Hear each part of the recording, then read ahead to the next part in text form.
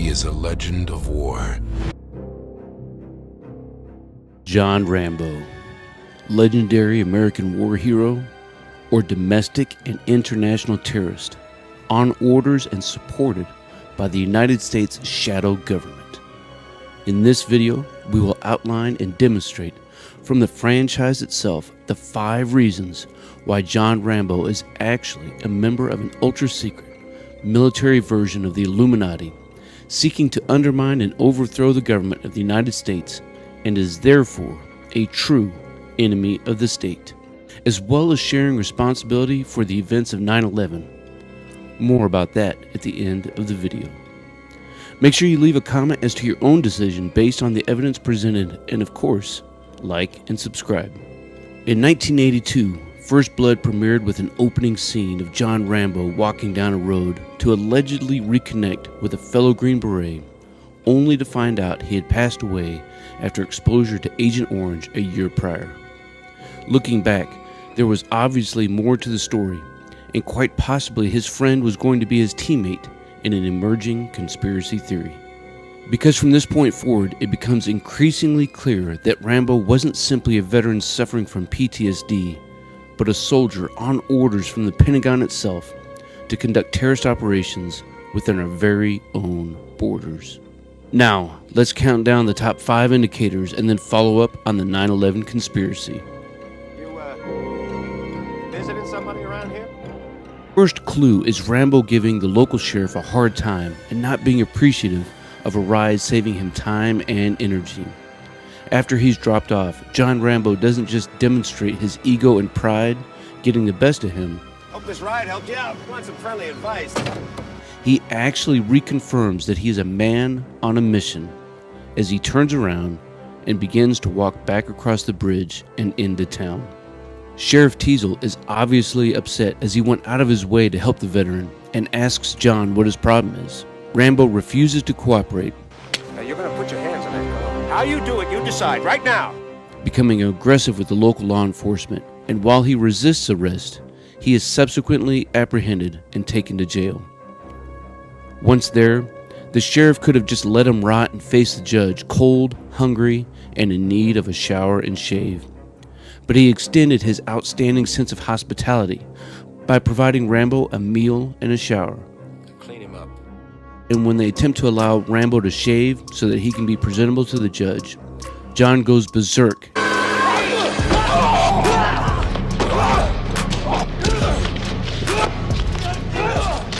and assaults the officers of the law and escapes with his knife.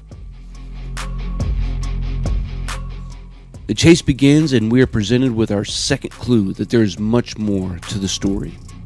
Rambo, one of the most well-trained and battle-hardened warriors of the entire Vietnam War, who was even awarded the Congressional Medal of Honor, is trained and proficient in guerrilla warfare. His fieldcraft skills, including navigation, food, and water procurement, are second to none.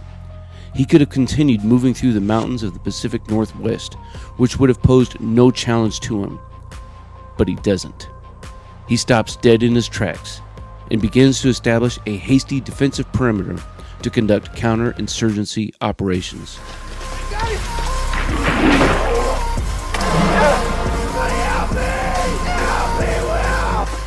Here, Rambo uses illegal and outlawed booby traps to maim and injure the deputies, and he even murders several dogs and kills a deputy after employing a field-expedient anti-aircraft weapon system.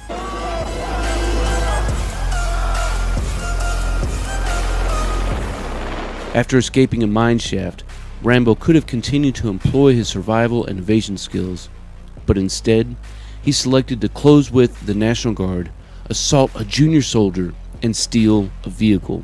Even now, Rambo could have driven away deep into the mountains using 4 service roads and vanished, but he made a deliberate decision to return to town. Never possess God in heaven to make a man like Rambo. We're given our third clue in a subtle way. The scene itself doesn't make sense when it happens, but even Sheriff Teasel knows after his long and honorable service in law enforcement that something is wrong. I'd say that makes him mine. A full-bird colonel arrives on the scene to assist the search efforts. But he's not assigned to Fort Bragg anymore. But now he works directly for the Pentagon itself. How did he arrive on the scene so quickly? The answer to this question is revealed to us directly by Colonel Troutman himself in the final moments of the movie. Well, we all appreciate your concern. And now we have our fourth clue, that Rambo is clearly a domestic terrorist. He drives the Deuce and a Half into a gas station, causing a massive explosion, terrorizing the local populace, and then breaks into a local hunting supply store. He improvises an explosive device, triggering the equivalent of a barn-sized claymore mine that undoubtedly injured countless civilians as all of the ammunition cooked off and riddled the city to pieces.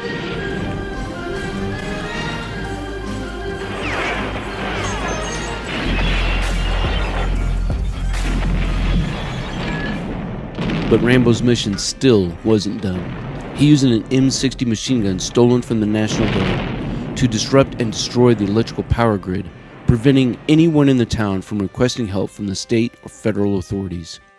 He shot up buildings and entered the sheriff's office. Once inside, he attempts to actually murder the sheriff and shows no remorse for the rampage that he's been on the entire movie. And now we have our fifth and final clue that makes it all too obvious. It's a wonder that any of us have missed it at all for over 4 decades. It's been right there, in the script, and right out in the open.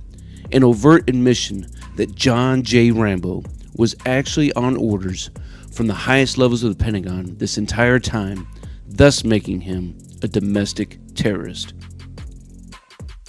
Colonel Troutman looks directly into Rambo's face and tells him not just once, but multiple times, the mission is over. The mission is over. This mission is over. It's over, Johnny. You see, John J. Rambo was on a top secret mission ordered by the Pentagon to infiltrate, seek, and destroy those who stood for the American way of life. Now, I know you're wondering about how John Rambo is responsible for the tragic events of September 11th, 2001.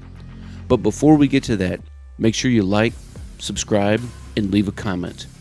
After John is recruited for additional government work in Vietnam and killing untold numbers of the local populace, reliving a secret government war that the industrial military complex just couldn't let go of, Rambo finds himself in the middle of Afghanistan, helping the Mujahideen wage war against the Soviet army.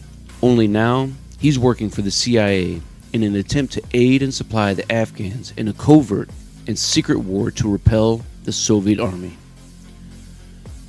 Rambo demonstrates and teaches tactics, techniques, and procedures to destroy the Soviets' helicopters and coerces the Mujahideen to conduct infiltration operations.